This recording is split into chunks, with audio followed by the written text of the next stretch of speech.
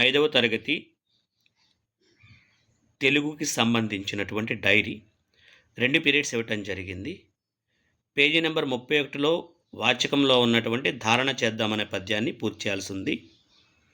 2వ పీరియడ్లో సాధనా పత్రం 43లో ఉన్నటువంటి సాధనా పుస్తకం 43వ పేజీలో ఉన్నటువంటి 9వ కృత్యాన్ని పూర్తి చేయాల్సి ఉంటుంది.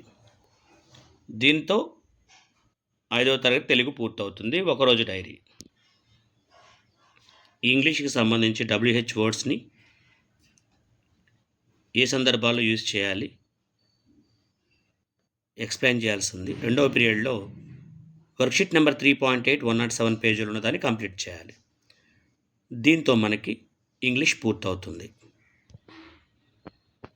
సెప్టెంబర్ నెలలో గణితానికి 15వ తారీఖున ఎటువంటి డైరీ కేటాయించలేదు కాబట్టి మనం కూడా ఆ రోజు ఏదైనా వేరే కార్యక్రమం పిల్లలకి ఏర్పాటు చేసుకోవటం మంచిది. ఇక ఈవీఎస్కి సంబంధించి 15వ తారీఖున ఒక పీరియడ్ మాత్రం ఇవ్వటం జరిగింది. దీనిలో భాగంగా వర్క్షీట్ నెంబర్ 10లో 1, 3 కృత్యాలు పూర్తి చేయించాల్సి ఉంది.